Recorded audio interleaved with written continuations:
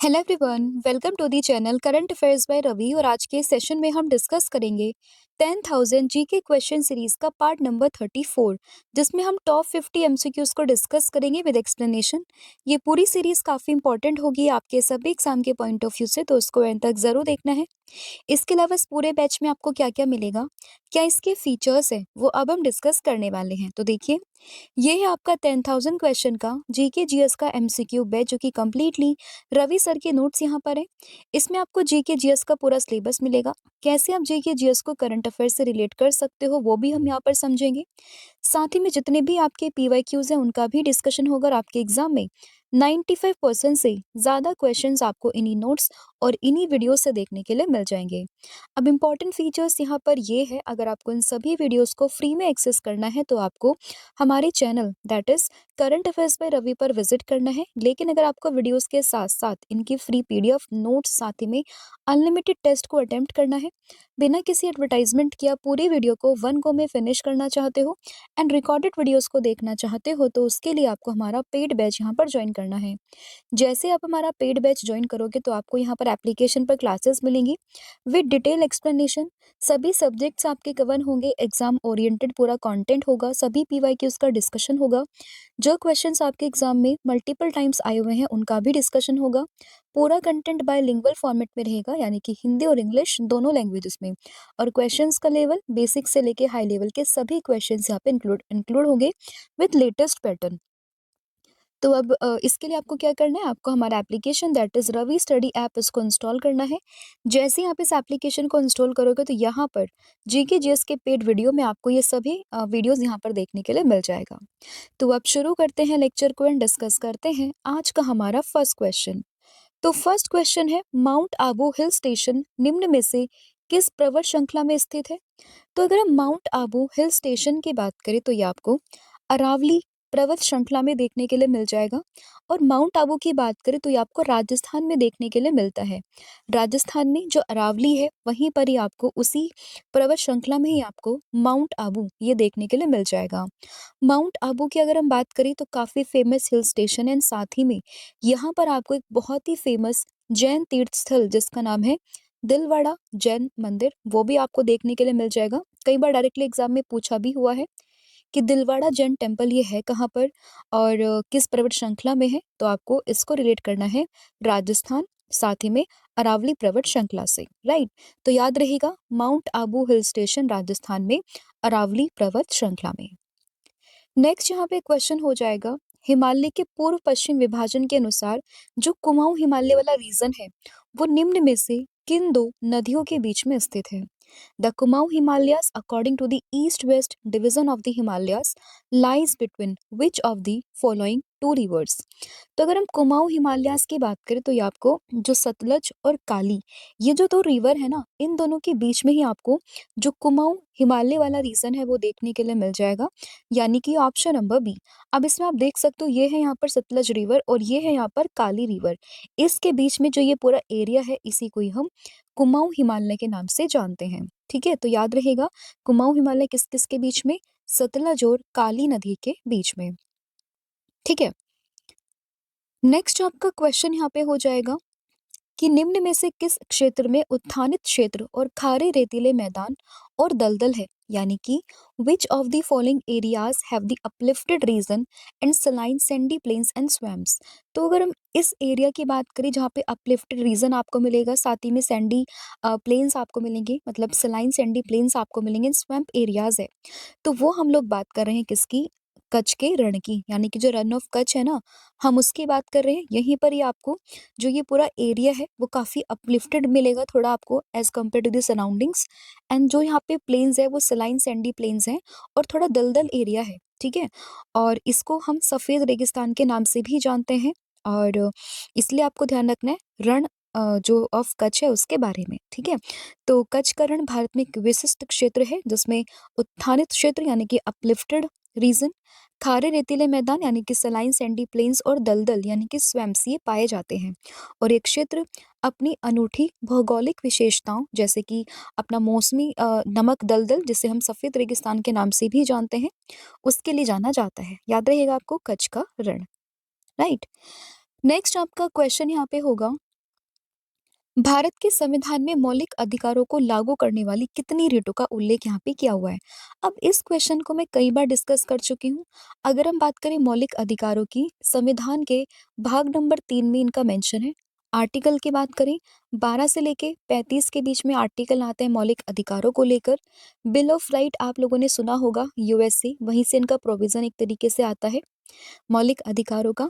और इनके अगर हम बात करें तो बेसिकली अगर हम इसमें बात करें कितनी प्रकार के रिट होते हैं इनके संरक्षण को लेके, तो 5 प्रकार की रिट का उल्लेख हमारे संविधान में किया गया है। सुप्रीम कोर्ट के पास जाओगे तो आर्टिकल 32 के तहत जाना होगा, और हाई कोर्ट के पास जाओगे तो आर्टिकल 226 के तहत आपको जाना होगा।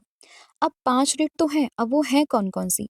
तो 5 रिट में सबसे पहले आप लोगों को ध्यान रखना है, बंदी प्रत्यक्षीकरण जिसको इंग्लिश में कहते हैं हेबियस कॉर्पस, फिर आता है परमादेश जिसको इंग्लिश में कहते हैं मैंडेमस, फिर आता है प्रतिषेध जिसको इंग्लिश में कहते हैं प्रोहिबिशन, एक आता है उत्प्रेषण जिसको इंग्लिश में कहते हैं सर्चरी, फिर एक आता है अधिकार पृच्छा जिसको हम इंग्लिश में कहते हैं क्यो वारंटो, ठीक है?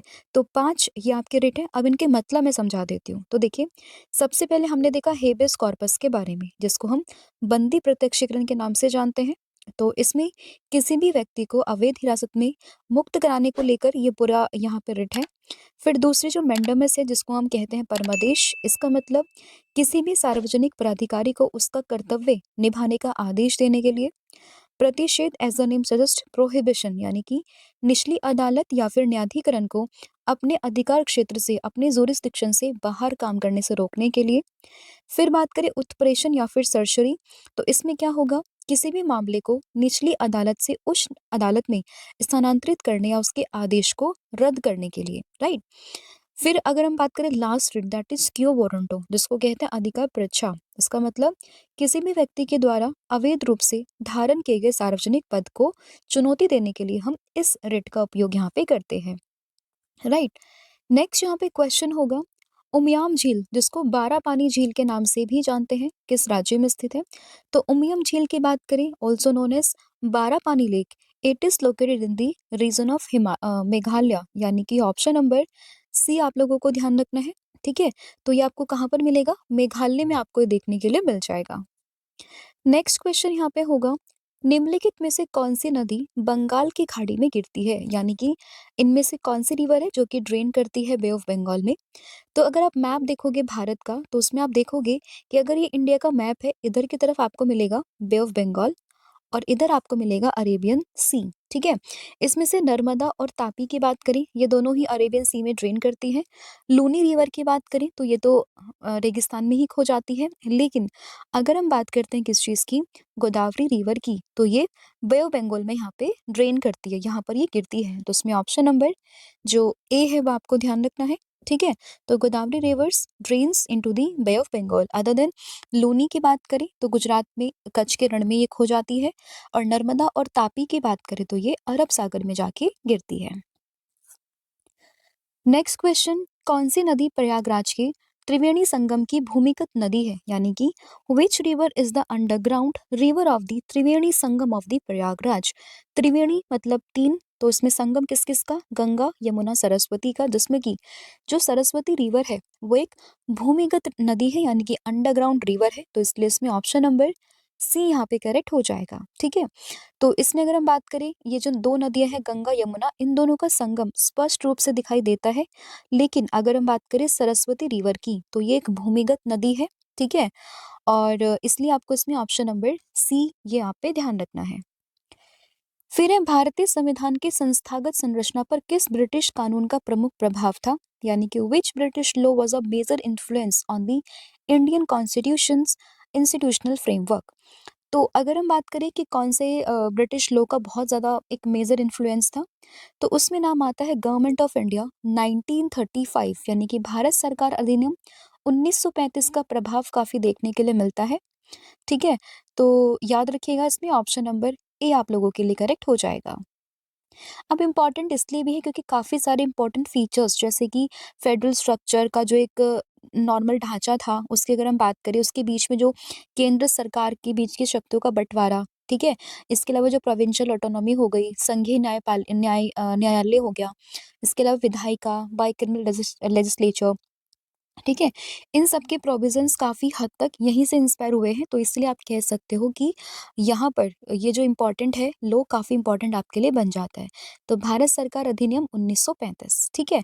अब आप मुझे कमेंट करके ये बताओगे कि हमारे देश में जो फेडरल स्ट्रक्चर है, वो हमने कहाँ से अडॉप्ट किया है, ठीक है? ये आपने मुझे कमेंट करके बताना है। नेक्स्ट यहाँ पे क्वेश्चन होगा, संगम शब्द निम्नलिखित में से किसे संदर्भित करता है? तो अगर हम बात करें संगम टर्म की, तो ये संदर्भित करता है तमिल विद्वानों की साहित्यिक सभा को, यानी कि literary assembly of Tamil scholars. तो इसमें ऑप्शन नंबर जो बी है वो आपको ध्यान रखना है। संगम जो कि एक संस्कृत शब्द है और इसी में ही जो एक संघ का यहाँ पे काम करते हैं, तो बेसिकली तमिल विद्वानों की जो साहित्यिक सभा होती है उसी को ही हम यहाँ पे संगम के नाम से जानते हैं। नेक्स्ट क्वेश्चन होगा, कौन सा अंतरराष्ट्रीय संगठन वैश्वीकरण और मुक्त व्यापार का समर्थन करता है, यानी कि which international organisations support globalisation and free trade. तो ट्रेड की जब भी बात आएगी तो आपको ध्यान रखना है वर्ल्ड ट्रेड ऑर्गेनाइजेशन को, यानी कि ऑप्शन नंबर जो बी है वो आपको ध्यान रखना है। और इसकी फुल फॉर्म क्या है? वर्ल्ड ट्रेड ऑर्गेनाइजेशन या फिर विश्व व्यापार संगठन, जो कि एक अंतर्राष्ट्रीय संगठन है जो वैश्वीकरण और मुक्त व्यापार यानी कि ग्लोबलाइजेशन और फ्री ट्रेड का समर्थन करता है, जिसका लक्ष्य वैश्विक व्यापार को सुचारू अनुमानित करना, स्वतंत्र बनाना, जिसमें टैरिफ और अन्य बाधाएं यहाँ पे कम हो। इसके अलावा आईएमएफ की बात करें तो मॉनेटरी फंड है, डब्ल्यूएचओ की बात करें हेल्थ से रिलेटेड है, और यूनेस्को की बात अगर हम करते हैं तो ये बेसिकली शिक्षा, विज्ञान और संस्कृति, इन क्षेत्र को ये काफी सहयोग करता है। ठीक है, तो आंसर क्या होगा? ऑप्शन बी, यानी कि वर्ल्ड ट्रेड ऑर्गेनाइजेशन। फिर है, पृथ्वी के पदार्थों की गति के संदर्भ में यदि चट्टानों का अपक्षय ना हो तो क्या हो सकता है, यानी कि what can happen if rocks are not weathered in the context of the movement of the earth material. तो उस कंडीशन में जो इरोजन होगा वो काफी इनसिग्निफिकेंट होगा, यानी कि ऑप्शन नंबर जो सी है वो आपको ध्यान रखना है। तो देखिए, यदि चट्टानों का अपक्षय यानी कि वेदरिंग ना हो तो पृथ्वी की गतिशीलता में जो इरोजन है वो काफी कम होगा, बिल्कुल नगण्य हो जाएगा, क्योंकि चट्टानें छोटे-छोटे टुकड़ों में नहीं टूटेंगी, जिससे कि पानी, हवा और बर्फ इनके द्वारा जो परिवहन के लिए सामग्री ही उपलब्ध नहीं होगी, तो कैसे वहां पर इरोजन होगा? तो वही बात है कि यहाँ पे इरोजन भी नहीं होगा। तो ऑप्शन नंबर सी आपको ध्यान रखना है। फिर है, निम्न में से कौन सा अधिनियम भारत में धन शोधन को रोकने के उद्देश्य से बनाया गया है, यानी कि मनी लॉन्ड्रिंग को प्रिवेंट करने के लिए कौन सा एक्ट है? तो आपको ध्यान रखना है पीएमएलए एक्ट के बारे में, prevention of money laundering act 2002। ठीक है, ऑप्शन नंबर सी आप लोगों को ध्यान रखना है। इसके अलावा सेबी की बात करें तो बेसिकली शेयर बाजार से रिलेटेड है। फेमा की बात करें विदेशी मुद्रा से संबंधित है, और एफसीआरए की बात करें तो विदेशी चंदे के विनियमन को लेकर ये बात करता है। लेकिन अगर हम पीएमएलए की बात करें, prevention of money laundering act 2002 की बात करें, तो इसका पर्पज ही है अवैध धन को वैध बनाने की जो गतिविधियां हैं, मनी लॉन्ड्रिंग है, उसको यहाँ पे प्रिवेंट करना। फिर यहाँ पे क्वेश्चन हो जाएगा कि कौन सा स्वीटनर जिसका पहली बार प्रयोग 1879 में किया गया था, उसको फलों के रस वाले पेय पदार्थों में उपयोग के लिए एफडीए से मंजूरी मिल चुकी है। तो इसमें जो नाम आता है किसका? सैक्रीन का। तो ये बहुत ही ज़्यादा स्वीट होता है, बहुत ही मीठा होता है, और अगर हम बात करें चीनी से कंपेयर अगर हम करते हैं, तो चीनी के कंपैरिजन में सैकड़ों गुना मीठा ये होता है, और बहुत ज़्यादा कैलोरी इसमें, मतलब कैलोरी मुक्त ये होता है। ठीक है, और सैक्रीन की हम लोग बात कर रहे हैं, और ये एकमात्र ऐसा विकल्प है जिसकी खोज 1879 में की गई थी, और इसको बाद में फलों के रस वाले पेय पदार्थों में यूज़ करने के लिए एफडीए ने यहाँ पे मंजूरी दे दी थी। ठीक है। फिर यहाँ पे क्वेश्चन होगा कि भारतीय स्वतंत्रता संग्राम के दौरान उग्रवादियों और जो उदारवादी संघर्ष में निर्णायक मोड़ ये किस घटना से आया था, यानी कि which event marked the pivot moment in extremist and moderate struggle during the Indian freedom struggle.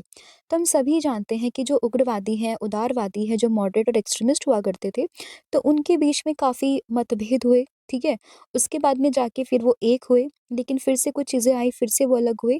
तो मतलब इनके बीच में अप एंड डाउन होता रहता था। लेकिन अगर हम बात करें निर्णायक मोड़ कब आया था उग्रवादियों और उदारवादियों के बीच में, तो ये बात है 1905 के बंगाल विभाजन की।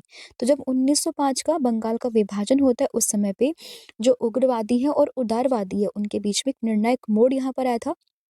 जिसमें जो उदारवादी हैं उन्होंने नरम नीति की विफलता को उजागर किया और उग्रवादी विचारधारा को जन्म दिया। सॉरी, जो ये 1905 में जो ये बंगाल विभाजन हुआ था ना, उसने बेसिकली उसने उदारवादी की जो नरम नीति है ना, उसने उसको एक तरीके से उसकी विफलता को बताया और बाद में जो उग्रवादी विचारधारा है ना, उसको जन्म दिया था, जिसमें नाम आता है लाल बाल पाल का, जो कि हम सभी जानते हैं उनका। ठीक है? तो बेसिकली आप कह सकते हो कि पहले से चीज़ें चलती आ रही थी उग्रवादी और उदारवादी के बीच में, लेकिन ऐसे कोई कंक्लूज़न नहीं निकलता था। बट अगर हम बात करें 1905 का जब विभाजन हुआ, तब ये बोला गया कि आप इतने उदार हो, उसके बाद भी विभाजन यहाँ पर हो गया। आपकी जो ये नीतियाँ हैं नरम नीति, इसका क्या मतलब है? तो उसके बाद में वहाँ से अराइज़न मतलब वहाँ से उठते हैं कौन? उग्रवादी लोग, जिसमें लाल बाल पाल का नाम काफ़ी जो है आता है। नेक्स्ट यहाँ पे क्वेश्चन हो जाएगा कि नारायण गुरु, जिन्होंने निम्न जाति के भेदभाव के विरुद्ध में एक विशाल आंदोलन का नेतृत्व किया था, किस राज्य से थे? अगर हम नारायण गुरु की बात करें, जो कि एक सोशल रिफॉर्मर है, who led a massive movement against the discrimination of the lower caste, वो कौन से स्टेट से थे? तो ये बिलोंग करते थे केरला से, यानी कि ऑप्शन नंबर जो सी है वो आपको ध्यान रखना है। ठीक है? तो नारायण गुरु कहाँ से थे? ये थे केरला से। नेक्स्ट क्वेश्चन, किस वर्ष में वोडाफोन ने भारत में अपना सफर यहाँ पे शुरू किया था? तो अगर हम बात करें वोडाफोन की जर्नी के बारे में, तो साल 2007 में वोडाफोन ने अपना सफर शुरू किया था भारत में, और ये क्वेश्चन इस बार के एनटीपीसी के एग्जाम में आया हुआ है, जो 2025 में हुए थे। ठीक है? तो याद रखें 2007 के बारे में। नेक्स्ट क्वेश्चन, विभाजन के समय वर्तमान उड़ीसा के कितने छोटे राज्यों को भारतीय संघ में एकीकृत किया गया था? तो विभाजन के समय अगर हम बात करें, उड़ीसा के कितने छोटे छोटे भागों को भारत संघ में एकीकृत किया गया था? तो यहाँ पे थे टोटल 26 पार्ट्स, यानी कि ऑप्शन नंबर जो ए है वो आपको ध्यान रखना है। तो टोटल ऑफ 26 प्रिंसली स्टेट हुआ करते थे उड़ीसा के, जिनको कि हमारे भारत में इंटीग्रेट किया गया था during the period of partition of the 1947। ठीक है? और इंटीग्रेशन का जो पूरा एक तरीके से यहाँ पे मतलब वो है ना क्रेडिट, वो किसको जाता है? वो जाता है सरदार वल्लभ भाई पटेल जी को, जो कि हमारे देश के होम मिनिस्टर भी रह चुके हैं और साथ ही में डेप्यूटी प्राइम मिनिस्टर भी रह चुके हैं।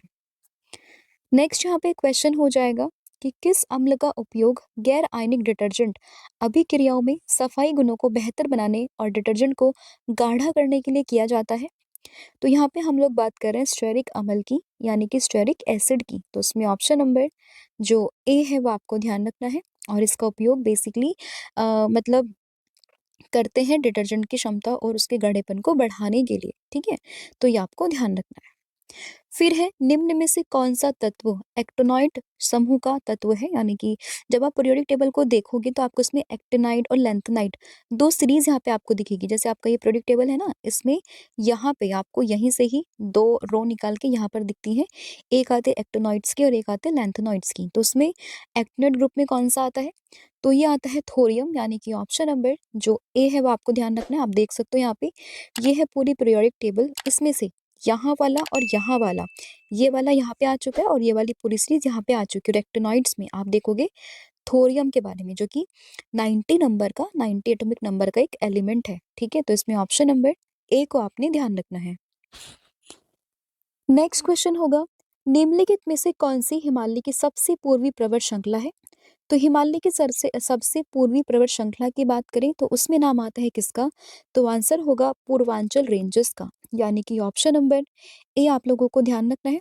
और इसी पूर्वांचल रेंजेस में आपको जो नागा पहाड़ियां हैं, पटकाई हिल्स है, मणिपुर पहाड़ियां हैं, मिजो पहाड़ियां हैं, वो सब देखने के लिए मिल जाती हैं, जो कि हिमालय की सबसे पूर्वी पर्वत श्रृंखला में आ जाती है। याद रहेगा ऑप्शन नंबर ए।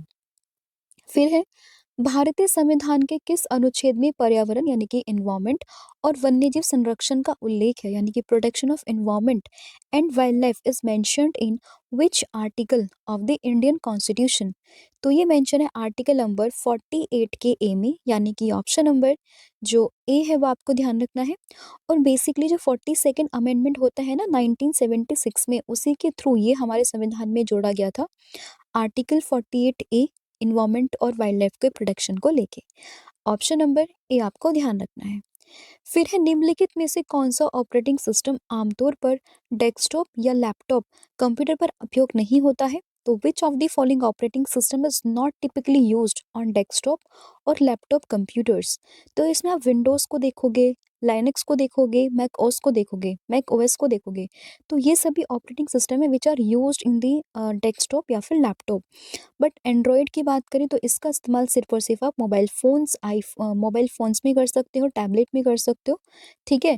तो इसलिए इसमें ये ऑप्शन गलत होगा, मतलब ये ऑप्शन आप नहीं कर सकते, बाकी आप अपना इसमें कर सकते हो कंप्यूटर्स और लैपटॉप्स में। तो आंसर क्या होगा? Option number B. Next question होगा, बुद्ध के पूर्व जन्मों में से किसी एक का विस्तृत वर्णन करने वाली एक ही कथा को निम्नलिखित में से किस नाम से जाना जाता है? तो a single narrative detailing one of the Buddha's former existence is known by which of the following name? तो यहाँ पे आप लोगों को ध्यान रखना है जातका के बारे में, जो जातक स्टोरीज होती हैं उसके बारे में। तो उसमें ऑप्शन नंबर जो बी है वो आपको ध्यान रखना है। तो बुद्ध के पूर्व जन्मों में से किसी एक का विस्तृत वर्णन करने वाली कथा को जातक कथा के नाम से हम लोग जानते हैं, ठीक है, जो कि भगवान गौतम बुद्ध के पिछले जन्मों की कहानियों का एक विशाल संग्रह है, ठीक है। तो याद रहेगा ऑप्शन नंबर बी। फिर यहाँ पे एक क्वेश्चन होगा कि स्वतंत्रता के बाद में रियासतों को भारत या फिर पाकिस्तान में शामिल होने की अनुमति ये किस कानूनी दस्तावेज के तहत में मिली थी, यानी कि which legal documents allowed princely states to join either India और पाकिस्तान आफ्टर इंडिपेंडेंस। तो यहाँ पे आता है विलय संधि, विलय पत्र, जिसको इंस्ट्रूमेंट ऑफ एक्सेशन के नाम से हम लोग जानते हैं, जिसके तहत में यहाँ पे प्रिंसली स्टेट को कहा गया था कि आप या तो पाकिस्तान को ज्वाइन करो या फिर भारत को ज्वाइन करो। तो ये दस्तावेज था यहाँ पे। तो इसमें ऑप्शन नंबर जो सी है वो आपको ध्यान रखना है, ठीक है। नेक्स्ट आपका क्वेश्चन हो जाएगा कि भारत में किसी राज्य के मुख्यमंत्री की मुख्य जिम्मेदारी निम्नलिखित में से किसकी होती है? तो अगर हम बात करें कि chief minister of the state वो किस पे रिस्पॉन्सिबल होता है, तो वो रिस्पॉन्सिबल होते हैं राज्य की विधानसभा पर, यानी कि स्टेट लेजिस्लेटिव असेंबली पर। तो उसमें ऑप्शन नंबर जो सी है वो आपको ध्यान रखना है। तो ऐसा क्यों होता है? क्योंकि अगर आप बात करें मुख्यमंत्री की, तो ये राज्य सरकार के द्वारा ही चुना हुआ होता है, मतलब एक प्रमुख होता है। इसीलिए अगर हम बात करते हैं तो वो अपनी जो मंत्री परिषद होती है ना मुख्यमंत्री की, तो वो उसी पर ही सामूहिक रूप से रिस्पॉन्सिबल होता है स्टेट लेजिस्लेटिव असेंबली पर। तो इसलिए आपको ध्यान रखना है ऑप्शन नंबर सी के बारे में, राइट। इसके अलावा अगर हम बात करें आपको किसी भी पीडीएफ को, ई बुक को परचेज करना है, तो उसके लिए आपको हमारी वेबसाइट जिसका नाम है www.ravibooks.pdf.com पर विजिट करना है। प्रिंटेड बुक्स के लिए आपको विजिट करना है www.raviaditipublication.com पर। मोबाइल एप्लीकेशन के लिए आप इंस्टॉल कर सकते हो application by the name of Ravi study app. Daily current affairs के लिए आप फॉलो कर सकते हो करंट अफेयर्स बाय रवि को। एंड साथ ही में इंग्लिश मीडियम के लिए किसी भी, मतलब इंग्लिश मीडियम में किसी भी वीडियोस को देखने के लिए आपको फॉलो करना है रवि अदिति क्लासेस को, राइट। तो अब शुरू करते हैं लेक्चर को, डिस्कस करते हैं अगला क्वेश्चन, जो कि रहेगा बुंदेलखंड और बघेलखंड भारत की किस भौगोलिक विशेषता का हिस्सा है? तो अगर हम बात करें जो यहाँ पर बुंदेलखंड है या फिर बघेलखंड है, तो ये किसका एक हिस्सा आता है? तो आपको ध्यान रखना है ये भारत का जो प्रायद्वीपीय पठार है, जो पेनिनसुलर प्लेट्यू है, उसके हिस्से में ये आता है।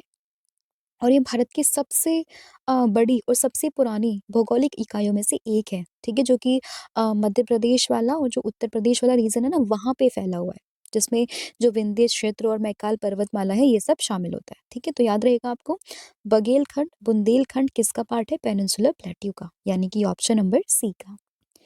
फिर है भारत का कौन सा क्षेत्र अपनी जलवायु और मिट्टी के कारण चाय की खेती के लिए सबसे ज़्यादा उपयुक्त होता है? तो कौन सा ऐसा क्षेत्र है जिसमें काफ़ी ज़्यादा मात्रा में चाय वगैरह की खेती होती है? तो चाय के लिए सबसे अच्छा जो आता है वो तो हम सभी जानते हैं, असम की चाय, यानी कि असम वाला रीजन, साथ ही में उत्तरी बंगाल यानी कि जो नॉर्थ बंगाल वाला पार्ट है उसकी हम लोग यहाँ पे बात कर रहे हैं। तो इसमें ऑप्शन नंबर जो सी है वो आपको ध्यान रखना है।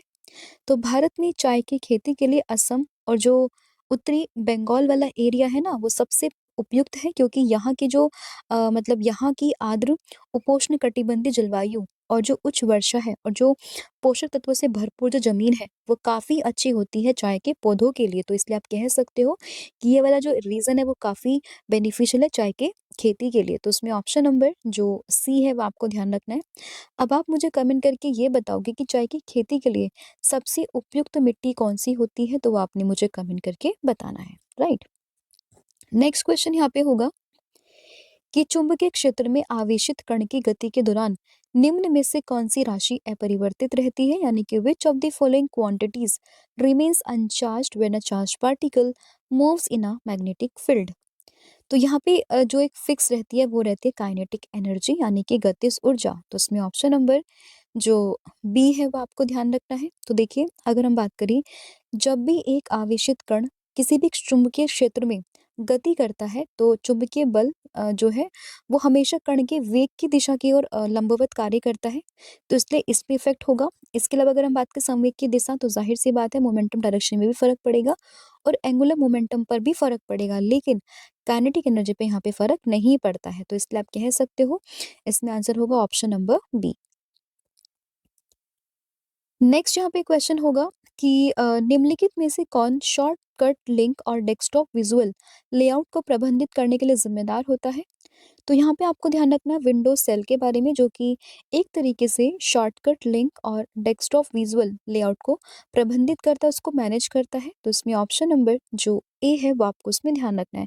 विंडोज शेल जो कि यूजर इंटरफेस है, और जो desktop tax bar, start menu, icon, short link सहित काफी सारे ऑपरेटिंग सिस्टम के विजुअल लेआउट को प्रतिबंधित करता है। तो आंसर होगा ऑप्शन नंबर ए।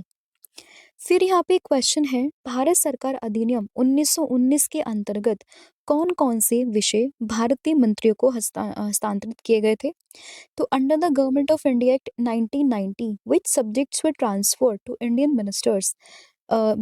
तो यहाँ पे अगर हम बात करें, जो बेसिकली एक तरीके से ये वाला पार्ट था ना आपका, जैसे हेल्थ एंड एजुकेशन वाला पार्ट, तो ये ट्रांसफ़र किया गया था हमारे भारतीय मंत्रियों के पास में, लेकिन जो पुलिस, रेवेन्यू, जुडिशरी, डिफेंस, ये सब जो थे वो थे इनके पास ही, मतलब अ, ब्रिटिशर्स के पास ही। लेकिन जो और सेक्टर्स थे ना, लाइक शिक्षा हो गया, स्वास्थ्य हो गया, इसके अलावा कृषि, उद्योग, लोक निर्माण, सहकारी समितियाँ, तो ये सब जो थे वो ट्रांसफ़र सब्जेक्ट्स किए गए थे टू द इंडियन मिनिस्टर्स। लेकिन इसके अलावा जो बड़े-बड़े, अगर आप उद्योग, मतलब बड़े-बड़े जो पद आप कह सकते हो ना, पुलिस हो गया, न्यायपालिका हो गई, रक्षा हो गई, डिफेंस हो गया, ये सब उन लोगों के पास ही थे, मतलब वो रिज़र्व सब्जेक्ट्स हुआ करते थे। ठीक है? तो इसमें ऑप्शन नंबर सी आपको ध्यान रखना है।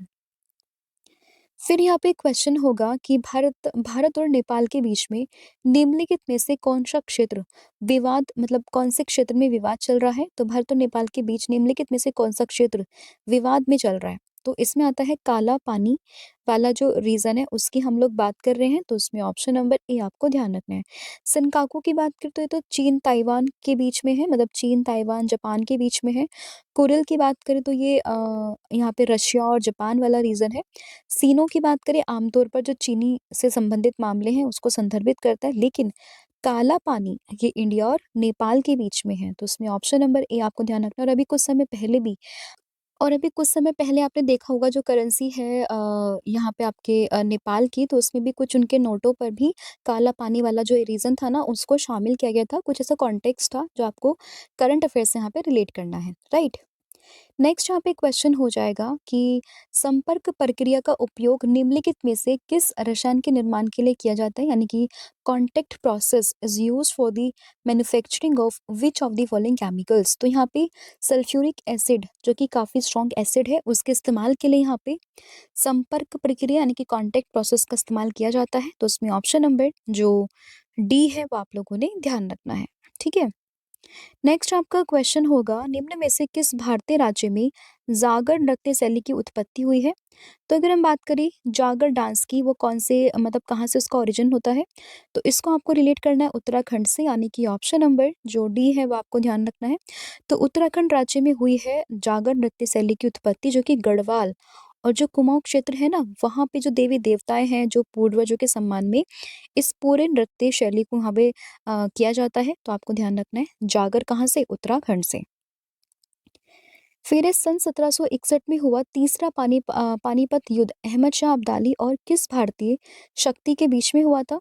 तो अगर हम बात करते हैं कि जो थर्ड बैटल ऑफ पानीपत होता है बिटवीन अहमद शाह अब्दाली और किस-किस के बीच में होता है? मराठास के बीच में होता है। तो उसमें ऑप्शन नंबर जो डी है वो आपको ध्यान रखना है। तो तीसरा पानीपत का युद्ध, ईयर है 1761, अहमद शाह अब्दाली और मराठा शक्ति के बीच में, जिसमें अहमद शाह अब्दाली की फोर्सेस ने मराठा साम्राज्य को हरा दिया था, और हालांकि उन्हें रोहिला अफगान और जो अवध के नवाब थे ना, उनका समर्थन प्राप्त था। लेकिन वो हारे थे यहाँ पे मराठास, और जीता कौन था? अहमद शाह अब्दाली। ठीक है? तो ये आपको ध्यान रखना है। अब आप मुझे कमेंट करके ये बताओगे कि फर्स्ट बैटल ऑफ पानीपत और सेकंड बैटल ऑफ पानीपत कब हुआ था और किस-किस के बीच में हुआ था? तो इसका आंसर आपने मुझे कमेंट करके बताना है। नेक्स्ट क्वेश्चन है, पंबन बंदरगाह भारत के किस राज्य में स्थित है? तो पंबन पोर्ट की बात करें, ये आपको तमिलनाडु वाले रीजन में देखने के लिए मिल जाएगा, यानी कि ऑप्शन नंबर जो ए है वो यहाँ पे करेक्ट हो जाएगा। बेसिकली इसको हम रामेश्वरम आइलैंड के नाम से भी जानते हैं, पंबन पोर्ट को। ये आपको तमिलनाडु वाले रीजन में देखने के लिए मिल जाएगा।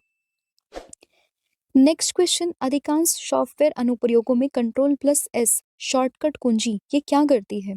तो कंट्रोल प्लस एस की बात करें, इसका मतलब होता है डॉक्यूमेंट्स को सेव करने के लिए। तो सेव द करंट डॉक्यूमेंट, इसीलिए हम इस्तेमाल करते हैं कंट्रोल प्लस एस का। सर्च करने के लिए नहीं करते हैं, स्टार्ट के लिए नहीं करते हैं, सेलेक्ट के लिए नहीं करते, हम किसके लिए? सेव के लिए करते हैं। तो उसमें ऑप्शन नंबर ए यहाँ पे सही हो जाएगा।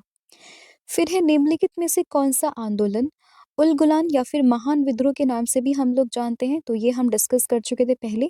उलगुलान के नाम से, ग्रेट टिमॉल्ट के नाम से जिस मूवमेंट को हम लोग जानते थे उसका नाम है यहाँ पे मुंडा विद्रोह, यानी कि ऑप्शन नंबर जो ए है वो यहाँ पे ध्यान रखना है। ये काफ़ी लाइकली है इस बार पूछना, क्योंकि जो मुंडा जी हैं, बिरसा मुंडा जी, तो उनके भी यहाँ पे 150 ईयर्स ऑफ बर्थ यहाँ पे कंप्लीट हुए हैं, तो इसलिए काफ़ी आप कह सकते हो कि इम्पोर्टेंट इनका बन जाता है कॉन्टेक्स्ट, क्योंकि मुंडा काफ़ी न्यूज़ में है। ठीक है? तो याद रखना है आपको मुंडा जयंती कब मनाते हैं, इसके अलावा जनजातीय गौरव दिवस भी चल रहा था, तो ये सब काफ़ी इम्पोर्टेंट है, तो आपको इन सब के बारे में याद रखना है, और इस क्वेश्चन को भी ध्यान रखना है यहाँ पे।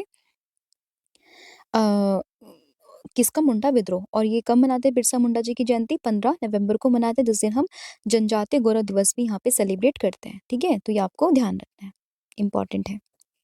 और उनको धरती आबा के नाम से भी जानते हैं। नेक्स्ट यहाँ पे क्वेश्चन होगा कि निम्न में से किसे 1913 में रिलीज हुई पहली पूर्ण लंबाई वाली भारतीय फीचर फिल्म के नाम से जानते हैं? तो विच of the following is considered the first full length Indian feature film released in 1913? तो 1913 में रिलीज हुई थी, नाम था इसका राजा हरिश्चंद्र, यानी कि ऑप्शन नंबर ए आपको ध्यान रखना है, और ये पहली पूर्ण लंबाई वाली भारतीय फिल्म है। ठीक है? ऑप्शन नंबर ए आपको ध्यान रखना है। नेक्स्ट यहाँ पे क्वेश्चन होगा, पृथ्वी के आंतरिक भाग की परतदार संरचना का समर्थन करने वाले प्रमाण ये क्या कहलाते हैं? तो what evidence support the layered structure of the earth interior? तो जैसे कि कई सारे जियोलॉजिस्ट होते हैं जो अर्थ की स्टडी करते हैं, जोग्राफर्स होते हैं, तो वो क्या करते हैं, उन्होंने पहले स्टडीज करी है और अर्थ की इंटरनल स्ट्रक्चर को यहाँ पे लेयर्ड बताया। तो ऐसा क्या था, क्या उनके पास प्रूफ है जिसकी वजह से वो उसको यहाँ पे लेयर्ड स्ट्रक्चर में बताते हैं? तो आपको ध्यान रखना है, जो यहाँ पे सिस्मिक वेव बिहेवियर है ना, उससे ये कंक्लूजन निकलता है कि हाँ, जो यहाँ पे पृथ्वी का आंतरिक भाग है वो क्या है, वो एक लेयर्ड स्ट्रक्चर में है। तो उसमें ऑप्शन नंबर डी आप लोगों को ध्यान रखना है। फिर क्वेश्चन, निम्नलिखित में से कौन सा रोग प्रोटोजोआ के कारण होता है, यानी कि which of the following disease is caused by protozoa? तो इसमें अगर हम बात करें मलेरिया की, तो मलेरिया ये होता है प्रोटोजोआ से। इसके अलावा अगर हम बात करें पोलियो की, या फिर टाइफाइड की, या फिर चेचक की, तो इसमें से जो पोलियो है वो है एक वायरल रोग, यानी कि वायरस से होता है। टाइफाइड की बात करें, बैक्टीरिया से होता है। चेचक की बात करें, चिकन पॉक्स की बात करें, तो ये भी विषाणु से, यानी कि वायरस से होता है। बट मलेरिया की बात करें तो ये प्रोटोजोआ से होता है, और नाम क्या है परजीवी का? इसका नाम है प्लाज्मोडियम। ठीक है? ये आपको ध्यान रखना है। फिर एक कौन सी विधि उदारवादियों के दृष्टिकोण को सबसे सटीक रूप से दर्शाती है, यानी कि which method best characterise the approach of the moderate? तो यहाँ पे आप लोगों को ध्यान रखना है किसके बारे में? पेटिशनर प्रेयर के बारे में। अब उदारवादी है, दैट मीन्स वो बहुत ही नरम तरीके से बात करेंगे, और जब भी आप उग्र नहीं हो रहे हो, उदार हो रहे हो, तो आप क्या करोगे? आप प्रार्थना करोगे, आप याचिका करोगे, ना कि आप क्या करोगे? आप ना तो शस्त्र उठा सकते हो, ना लड़ाई कर सकते हो। ठीक है? आप क्या करोगे? सिर्फ उनसे प्रार्थना कर सकते हो और उनसे याचिका कर सकते हो। तो उसमें ऑप्शन नंबर जो सी है वो आपको ध्यान रखना है, दैट इज यहाँ पे पेटिशनर प्रेयर। नेक्स्ट यहाँ पे क्वेश्चन होगा, दक्षिण भारत में तापमान में अचानक वृद्धि के साथ होने वाली मानसून से पूर्व की बारिश को किस शब्द से संदर्भित किया जाता है, यानी कि which term refers to the pre monsoon shower that occur with the sudden rise in temperature specially in the southern India? तो यहाँ पे अगर हम बात करें, उसको हम जानते हैं मैंगो शावर के नाम से, यानी कि ऑप्शन नंबर जो बी है वो आपको ध्यान रखना है। तो दक्षिण भारत में अगर हम बात करें तापमान में अचानक वृद्धि के साथ होने वाली जो मानसून पूर्व की बारिश है ना, उसको मैंगो शावर के नाम से हम लोग जानते हैं, जिसको हिंदी में आम्र वर्षा के नाम से कहा जाता है, क्योंकि ये बारिश आमों को जल्दी पकने में मदद करती है, खासकर जो केरल और जो कर्नाटक वाला राज्य है ना, वहाँ पर, ठीक है? तो मैंगो शावर आम्र वर्षा ये आपको ध्यान रखना है, और ये बेसिकली मार्च से मई के बीच में होती है। नेक्स्ट है, निम्न में से कौन सा भारत में स्थापित पहला जैवमंडल अभयारण्य है, यानी कि which of the following is the first biosphere reserve that was established in the India. तो इसमें नाम आता है नीलगिरी का, यानी कि ऑप्शन नंबर ए आपको ध्यान रखना है। एंड 1986 में इसकी स्थापना यहाँ पर होती है, और पश्चिमी घाट में ये स्थित है, जिसमें तमिलनाडु, केरला और जो कर्नाटक वाला राज्य है ना, उसका कुछ हिस्सा यहाँ, इन सबका कुछ हिस्सा यहाँ पे शामिल है। तो नीलगिरी वाला रीजन आप लोगों को ध्यान रखना है। नेक्स्ट क्वेश्चन, पुर्तगाली वास्तुकला और इंजीनियरिंग का उत्कृष्ट नमूना अगुआड़ा किला भारत के किस राज्य में स्थित है। तो अगुआड़ा किला की बात करें तो आपको गोवा में देखने के लिए मिल जाएगा, यानी कि ऑप्शन नंबर बी आपको ध्यान रखना है, और इसको पुर्तगालियों ने यहाँ पे बनवाया था, तो ये भी इंपॉर्टेंट है। नेक्स्ट क्वेश्चन होगा, 7वीं अनुसूची की किस सूची में केंद्र सरकार को कानून बनाने का अनन्य अधिकार यहाँ पे प्राप्त है। तो शेड्यूल कितने हैं हमारे पास, 12, उसमें से एक शेड्यूल है हमारा 7th नंबर का, जिसमें कि 3 सूचियां मेंशन है, सेंट्रल लिस्ट, स्टेट लिस्ट और कंकरेंट लिस्ट। सेंट्रल लिस्ट में बात करते हैं सिर्फ केंद्र सरकार ही कानून बना सकती है, स्टेट में राज्य सरकार बना सकती है, और कंकरेंट में दोनों बना सकते हैं, लेकिन मान्य किसका होगा, केंद्र सरकार का। तो इसमें बात करें केंद्र सरकार की, कानून बनाना है कौन सा, सेंट्रल लिस्ट, यानी कि यूनियन लिस्ट या फिर संघ सूची, ऑप्शन नंबर सी। फिर इस संविधान की कौन सी अनुसूची अनुसूचित क्षेत्रों और जनजातियों के प्रशासन से संबंधित है। तो इसमें आती है कौन सी अनुसूची, दैट इज 5वीं अनुसूची, 5th शेड्यूल, जो कि असम, मेघालय, त्रिपुरा, मिजोरम को छोड़कर किसी भी राज्य में अनुसूचित क्षेत्र और अनुसूचित जनजाति के प्रशासन और नियंत्रण के लिए विशेष प्रावधान यहाँ पे करती है, ठीक है। तो इसमें एम, टीएम, ये आपको ध्यान रखना है, असम, मेघालय, त्रिपुरा, मिजोरम। और इसके अलावा अगर हम बात करें छठी अनुसूची के बारे में, तो ये विशेष रूप से असम, मेघालय, त्रिपुरा, मिजोरम से है, और 5वीं में इनको छोड़ के बाकी है। 11वीं में बात करें तो बेसिकली आपका जो पंचायती राज संस्थान है ना, उनको लेके, और 9वीं में आपको जो कुछ कानून है उनके बारे में इसमें मेंशन किया हुआ है, ठीक है। नेक्स्ट क्वेश्चन, कोपली जल विद्युत परियोजना कहाँ पर है। तो कोपली हाइड्रो इलेक्ट्रिक प्रोजेक्ट की बात करें, आपको ये असम में देखने के लिए मिल जाएगा, ऑप्शन नंबर ए। अभी काफी न्यूज में, क्योंकि अभी असम अभी जो 8th स्टेट पे कमीशन है ना, उसको लागू करने वाला पहला राज्य यहाँ पर बना है, तो इसलिए न्यूज में है ये काफी, असम आपको ध्यान रखना है। फिर है, भौगोलिक दृष्टि से भूटान को 4 क्षेत्रों में विभाजित किया गया है। निम्न में से कौन सा इन विभाजनों का हिस्सा नहीं है। Geographically, the Bhutan is divided into 4 regions. Which of the following is not a name of those division? तो इसमें आप देखोगे वेस्टर्न भूटान को, ठीक है, सेंट्रल भूटान को और ईस्टर्न भूटान को, ठीक है। तो बेसिकली यहाँ पे आएगा किस किस का नाम, वेस्टर्न है, ईस्टर्न है, और यहाँ पे आपका सेंट्रल है, और एक सदर्न है। इसमें जो नहीं आता है वो कौन सा है, वो नदन है, ठीक है। तो इसमें आपको ऑप्शन नंबर जो बी है वो आपको ध्यान रखना है। तो जो अगर हम बात करें भूटान की, उसको 4 रीजन में बांटा हुआ है, जिसमें आपका ईस्टर्न है, वेस्टर्न है, सेंट्रल और सदर्न है, इसमें नदन नहीं है। तो इसमें ऑप्शन नंबर बी आपको ध्यान रखना है।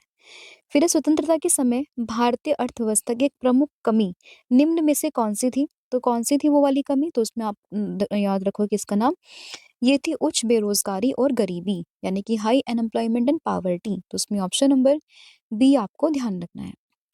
फिर है, पार्थियन किस देश से उत्पन्न हुए हैं। तो पार्थियंस की बात करें, इनका ओरिजिन आपको ईरान से देखने के लिए मिल जाएगा, यानी कि option number B. And Parthians were an ancient Iranian people who established the Parthian empire, और ये 247 BCE से 224 CE तक चला था, और इनको हम आर्सेट एम्पायर के नाम से भी जानते हैं। तो आपको याद रखना है, पार्थियंस कहाँ से, ईरान से, यानी कि ऑप्शन नंबर बी। तो ये थे आपके 50 क्वेश्चंस जो हम लोगों ने यहाँ पे डिस्कस किए हैं। आई होप आपको सभी क्वेश्चन समझ में आए होंगे। स्टिल अगर किसी भी क्वेश्चन में कोई भी डाउट हो तो आप मुझे कमेंट करके भी बता सकते हो। इसके अलावा अगर हम बात करते हैं आपके कुछ टेस्ट के क्वेश्चंस की, जो मैं आपसे पूछूंगी, उनके आंसर्स आपने मुझे कमेंट करके बताने हैं। तो फर्स्ट क्वेश्चन यहाँ पे रहेगा कि हिमालय के पूर्व पश्चिम विभाजन के अनुसार कुमाऊं जो रीजन है, कुमाऊं हिमालय, वो किन 2 नदियों के बीच में स्थित है। तो इसका आंसर आपने बताना है।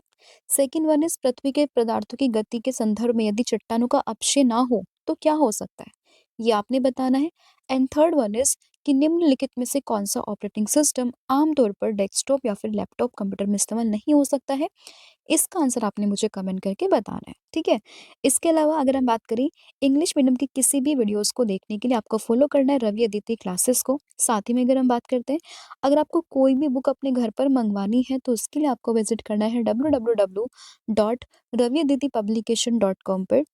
पीडीएफ नोट्स के लिए आपको विजिट करना है www.ravibooks.pdf.com को। एंड साथ ही में अगर हम बात करें मोबाइल एप्लीकेशन के लिए आपको इंस्टॉल करना है रवि स्टडी ऐप को। यहाँ पर आपको जीके जीएस का पूरा बैच मिलने वाला है। करंट अफेयर टेस्ट सीरीज आपको मिलेगी, जीएस नोट्स मिलेंगे, ई बुक्स मिलेंगी, 25,000 क्वेश्चंस यहाँ पर मिलेंगे, फ्री पीडीएफ टेस्ट मिलेंगे, करंट अफेयर्स के नोट्स मिलेंगे, यूट्यूब वीडियोस के नोट्स यहाँ पे आपको मिल जाएंगे। ठीक है, क्या करना है आपको एप्लीकेशन इंस्टॉल करना है by the name of Ravi study app. साथ ही में अगर हम बात करें टेलीग्राम और इंस्टाग्राम से भी कनेक्ट कर सकते हो using the name current affairs by Ravi. So thank you so much, have a good day, wish all the very best. Jai Hind, जय भारत, थैंक यू।